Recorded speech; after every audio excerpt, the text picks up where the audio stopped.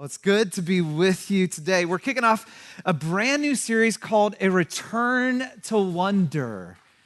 And this year's been, as in many ways, a return. And our heart's longing is that as we hit the Advent Christmas season, it would be a return to wonder. Do you remember when you used to wonder? And maybe you haven't stopped, and that's amazing. But do you remember wondering at maybe it was just an incredible sunset that just captivated your awe and attention? Maybe it's the wonder of, new young love, or the wonder of that next adventure. Or better yet, do you remember when you were a kid and you used to wonder? Things as a kid were magical, weren't they? Mysterious. Think about especially Christmas itself was this incredibly just wonderful time of the year filled with anticipation and excitement and mystery. You know, the word wonder means to be into awe, to be completely captivated, filled with this intense admiration for someone or something. My son, Ryder, when he was younger, 5 or 6, he loved Legos. And in fact, this morning I was asking him if I could share this story with you. And he's like, "Sure, Dad, because you won't have a story to share if you don't." I'm like, "No, I got other stories, but I think this is such a great story when it comes to wonder." He loved Legos, and so my in-laws decided for his birthday to take him to Legoland. In fact, our whole family to Legoland. He was thrilled out of his mind. Just think about it. You're 5 or 6 and you love Legos and Legoland, a land of Legos. How amazing is this? He was so excited about it. The night before, we're at one of those hamachi, cook in front of you places for his birthday dinner. And he's talking nonstop to the chef all about Legoland, and so excited. And as we're driving up, and I'm just thinking I wonder how he's experiencing. This has got to be the most magical moment of his young life at this time. And you see these characters that are built out of Legos as you're driving in, and we're stuck in traffic trying to get into the parking lot. And I look in my rearview mirror and can see what was filled with awe kind of just turned. And he says, "We can go now." I'm like, what do you mean? No, we can go now. And here's what it was. He's super literal, okay? So when he heard Legoland, he envisioned a land made completely of Legos. And so when we showed up and the streets weren't made of Legos and the ride wasn't made of Legos and everything else wasn't made of Legos, it was a huge disappointment. And he's like, "I'm done, I'm good." I'm like, "No, it's still pretty awesome, son. It's just not everything is made of Legos." And as we get older, we tend to lose our sense of wonder, don't we? Maybe it's the reality of life sets in, or disappointment begins to rob us of wonder. Worry tends to replace our wonder. A.W. Tozer, in his classic Knowledge of the Holy, gets to a deeper root, though. In it, he writes that secularism, materialism, and the intrusive presence of things have put out the light in our soul and turned us into a generation of zombies. We cover our deep ignorance with words, but we're ashamed to wonder. We're afraid to whisper mystery. What if there's a deeper, more wonderful reality to the Christmas season that we've actually been missing all along? And how do we return to the reality of Christmas actually being this awe-inspiring moment that it is supposed to be? In the art world, there's this idea called visual lethargy. If you look it up, it's really become a common idea just about visual fatigue. But in the art world, what it means is it's really this idea that the more you see something, the less you tend to see.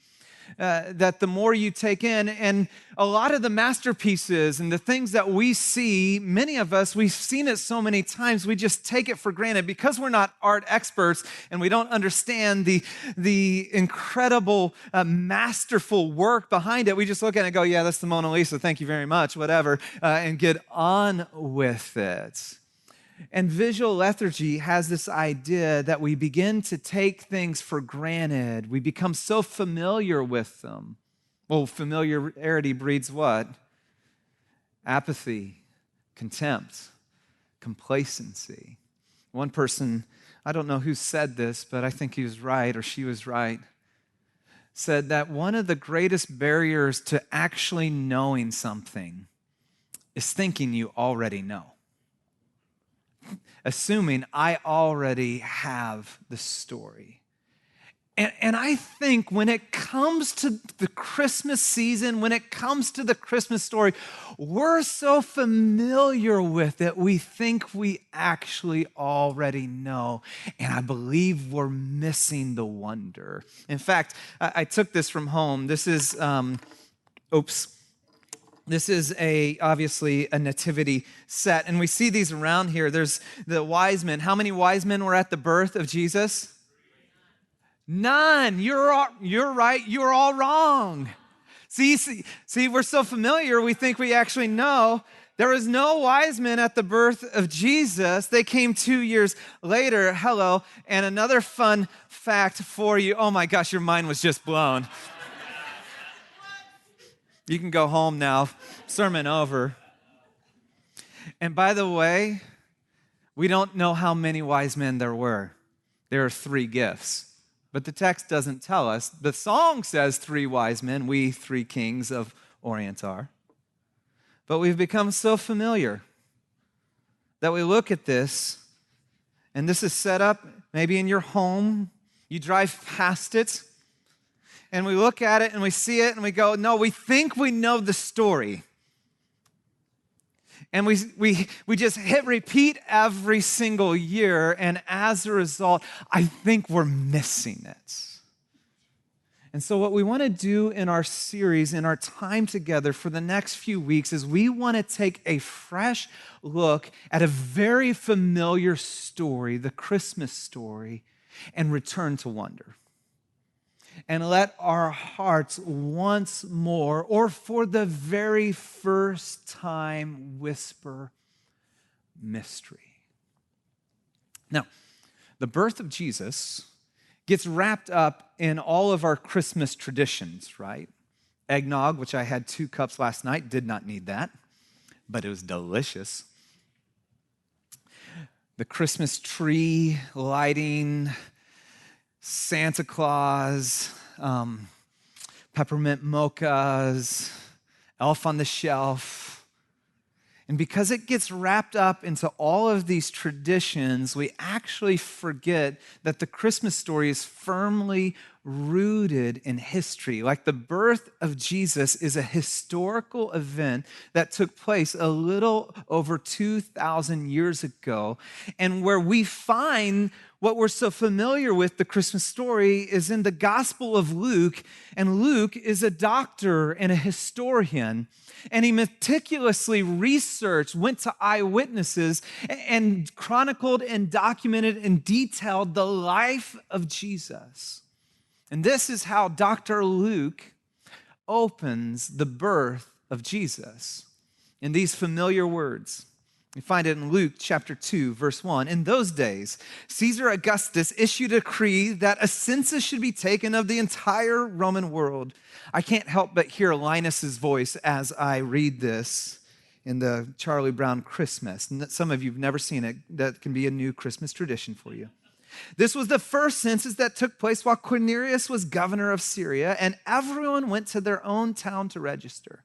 So Joseph also went to the town of from the town of Nazareth to the Galilee of Judea to Bethlehem, the town of David, because he belonged to the house and the line of David. He went there to register with Mary, who was pledged to be married to him and was expecting a child. While they were there, the time came for the baby to be born, and she gave birth to her firstborn, a son. She wrapped him in cloths and placed him in a manger because there was no guest room available for them. Familiar. We're familiar with the story, aren't we? Now, here's what I find absolutely fascinating. Is at the very beginning, Luke begins the story of Jesus' birth, the story of the long-awaited Messiah, the story of the anointed one, the one who is the King of Kings, who Isaiah prophesied that he would be the wonderful counselor, the mighty God, the everlasting Father, the Prince of Peace. Of his greatness and peace there shall be no end. He begins with Caesar Augustus. Now, to the original audience, this would have acted like a hyperlink or a footnote to them. When the minute that Luke says Caesar Augustus, the people and the census, they immediately know who this is. They lived through this. They remember not only the historical event and the timing and the place, many who lived through it or were born around that same time, and parents told them about, hey, we all had to go to our heritage and birth homes, but it would have acted as a comparison. See, they would have immediately had this comparison or juxtaposition between Jesus, the King of Kings, and Caesar Augustus, the first emperor of Rome. You see, at the birth of Jesus, there was no one greater than Caesar Augustus. Caesar Augustus actually defeated Mark Antony, who was Cleopatra's husband, to become the first emperor of Rome. Through his military exploits, he actually doubled the size of the Roman Empire, and he was an incredible politician and strategist. He built highways. I mean, this was unheard of in the day. He built highways through the entire Roman Empire. This supported his military to move effortlessly throughout the entire Roman Empire, and it also promoted a season of prosperity through trade, and it brought about what was known as the Pax Romana, or the Peace of Rome. He was able to gain unparalleled peace throughout the entire province. Rome and their empire had traditionally had so many uprisings throughout the peoples that they had conquered, and through the military force and political prowess, he was able to bring about this peace. And yet, I mean, you just think about it, Augustus wasn't his original name. He began, his original name's Octavian. He named himself Augustus, which means exalted one. I think he maybe had a big head or something there. And when he died, he was ultimately deified and worshiped in the imperial cults. Caesar Augustus was the most important, influential, and powerful person at the birth of Jesus. Now, don't miss this. Today, Caesar Augustus is simply a footnote in the birth story of Jesus. See, I just shared a few facts about Caesar Augustus, and the reality is most of you didn't know those. The most famous, powerful person in that day is now famous for being in the story of Jesus' birth. Now think about this. Jesus, who was born in an obscure part of the Roman Empire to a marginalized community. By the age of 2-ish, he was then a refugee to Egypt. Jesus, who, grew up in a working class, son of a carpenter, eventually went on to be this itinerant teacher or rabbi. Jesus, who was ultimately executed on a Roman cross. The sign of Rome's dominance and power, and the public symbol upon which Augustus Caesar kept the peace throughout the empire. Jesus, by the way, we have no image and no sculpture of. Augustus Caesar, we actually have lots of statues and images and paintings of. Jesus never wrote a book.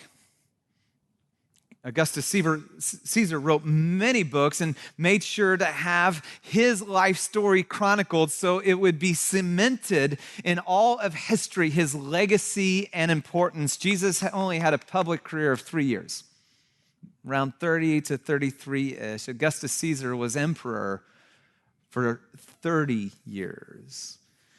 And Augustus, exalted one, even named a month after himself. It's the month of August, that's right. And yet, Jesus' birth is literally divided history. We are in the year 2021 AD, or Anno Domini, the year of our Lord.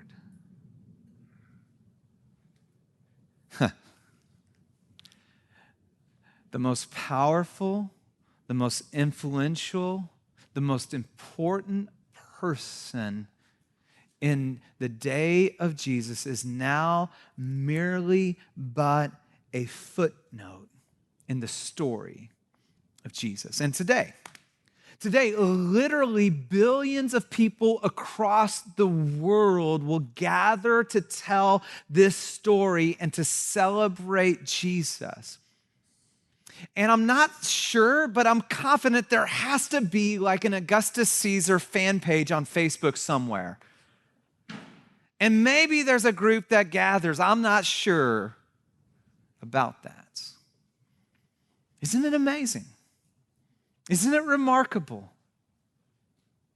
See, Luke, as he detailed the life of Jesus, said this was no ordinary baby born in a manger. This is no ordinary moment. In fact, this is Emmanuel, God with us. And history confirms, regardless of what you believe about Jesus, history confirms this was no ordinary child.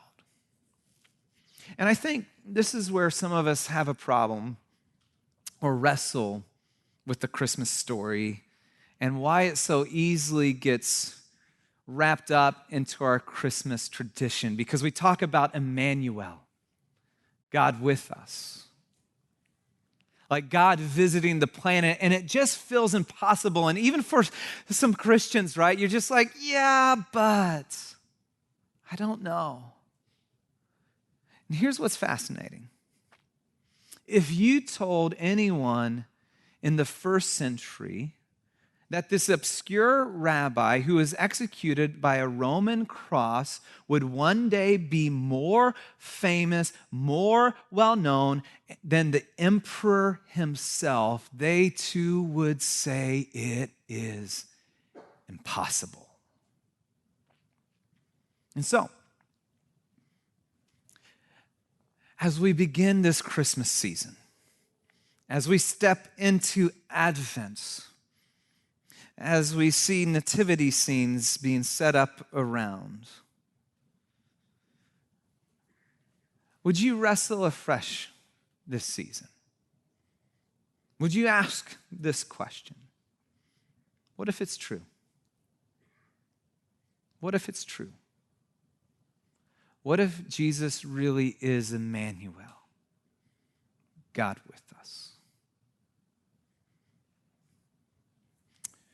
What if the best news the planet has ever heard is the arrival of Emmanuel, and we celebrate it every single year, and maybe we've been overlooking the wonder of it? What if Jesus really is the reason this is the most wonderful season of the year? That this baby, think about this baby born in a manger is the one who you long for to bring life and hope and peace and purpose. Here's a question I really want for a few of you to really wrestle with this season, to take time and to process. Would you at least have the intellectual integrity to ask afresh this Christmas season, who is this child? We can't help but look at history and his impact. And not only did his birth divide time as we know it and talk about it, but his teaching and his way of life has reshaped history. Where we ask, with a level of intellectual integrity, okay, who is this child? Who is this Jesus? Visual lethargy. The more we tend to see, the less we tend to see. The more we see something, the less we tend to see. And one of the greatest barriers to knowing something is thinking we already know. And could it be that we actually have been missing out on the wonder of Christmas, that the greatest barrier to truly experiencing the wonder of Christmas this season is thinking we already knew the story? You know, A.W. Tozer, yet again, once wrote this, that the complacency of Christians is the scandal of Christianity. We said that familiarity breeds apathy, or maybe we've just become too familiar. Jesus follower, would you dare to whisper mystery this Christmas season? Would you dare afresh to say, who is this child? To let your heart return to wonder. To let your heart be captivated with the one who Isaiah the prophet said, to us a child is born, to us a son is given, and the government will be on his shoulders, and he will be called your wonderful counselor, your mighty God, your Prince of Peace, your everlasting Father. And of the greatness of his government and peace, there will be no end. Here's what I know. Augustus Caesar's greatness and government, it eventually came to an end, and yet the greatness of Jesus continues to this day. You know, when we wonder well, we worship. Wonder or awe is the fuel of our worship. When we recognize this is no ordinary story, this is no ordinary baby, and this is not just caught up in our traditions, then our hearts cannot help but be looking up and just going in awe of Jesus. You are the one and only. Jesus, you love me, you came for me, you are God with us. And so I want to invite us just simply to worship, and we have a song called Wake Up to the Wonder. And it's a song that was written for our series and in this season. And would you make it your prayer that God, this season, that I just wouldn't hit repeat, the same old, same thing, going through the motions. But God, would you wake up my heart to the wonder and the reality of who you are?